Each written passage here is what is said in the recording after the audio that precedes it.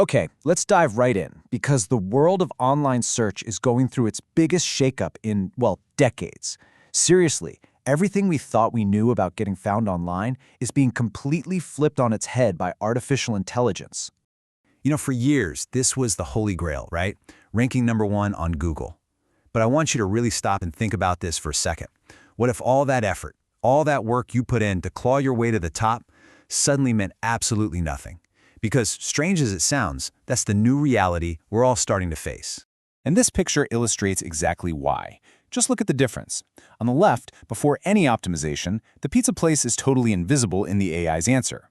But on the right, after optimizing for the AI, it's not just another link, it's the first recommendation. It's become a core part of the answer itself. So, here's the bottom line. AI models don't just give you a list of links anymore. They read everything, synthesize it, and give you a direct answer right there at the top of the page. And if your content isn't in that answer, most people are never even going to scroll down to see you. Your #1 ranking just became worthless. All right, so to figure out how to win this new game, we first have to understand the technology that's completely rewriting the rulebook. Let's take a little peek under the hood of what we call a generative engine. The best way to think about a generative engine is less like a library catalog and more like a super-fast research assistant. It uses AI to read and understand tons of different sources, and then it combines them all into one single, easy-to-read answer. The huge difference here is that it doesn't just point you to information, it actually ingests it. And what's really cool is how this chart breaks down the engine's thought process. When you ask a question, the engine doesn't just search for it. First, it kind of brainstorms, reformulating your query into a bunch of different questions. Then it sends those out to find sources.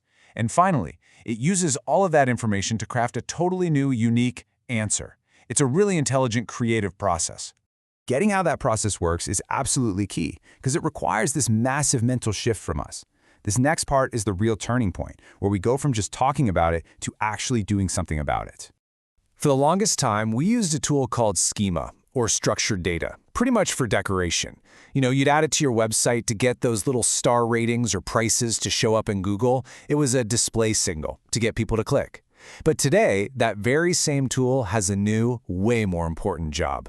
It's now a learning signal. It's a data layer you use to directly teach the AI about who you are and what you do.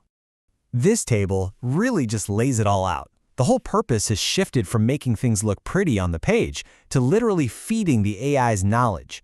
The old way was minimal, you did just enough to get by. The new way is maximal. You have to be as detailed and verbose as possible.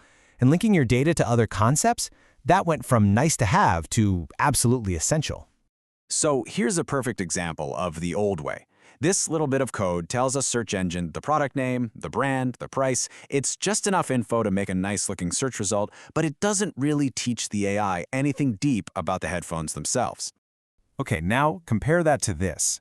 This is the new way. This is basically a fact sheet for the AI. Yeah, it has the basics, but look at the extra stuff. It's defining relationships, what the product is compatible with, who it's suitable for.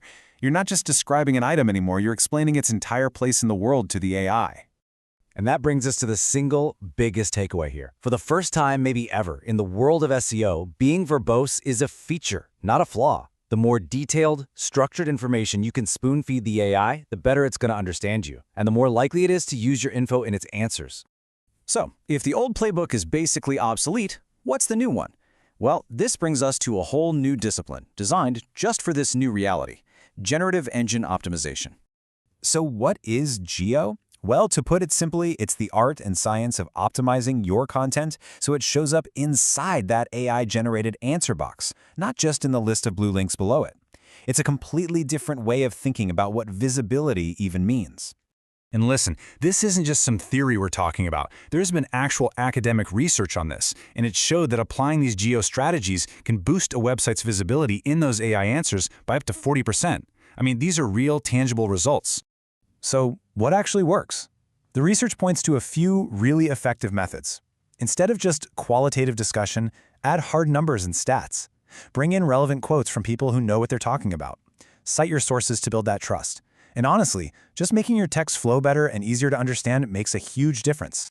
And just as important is knowing what doesn't work anymore. That old, tired SEO trick of keyword stuffing, just repeating the same phrase over and over. The research found it provides little to no improvement. The AI is just too smart for that now. It understands meaning, not just a string of words. All of this really points to a new, much bigger goal. It's not about little optimization tricks anymore. It's about how you position your entire brand in this new landscape. I think this quote just says it all. The future isn't about climbing some list of rankings. It's about representation. It's about making sure the AI understands who you are and what you know so it can represent you accurately to the rest of the world. So, in practical terms, your new mission, should you choose to accept it, is to become the AI's favorite go-to source on your topic.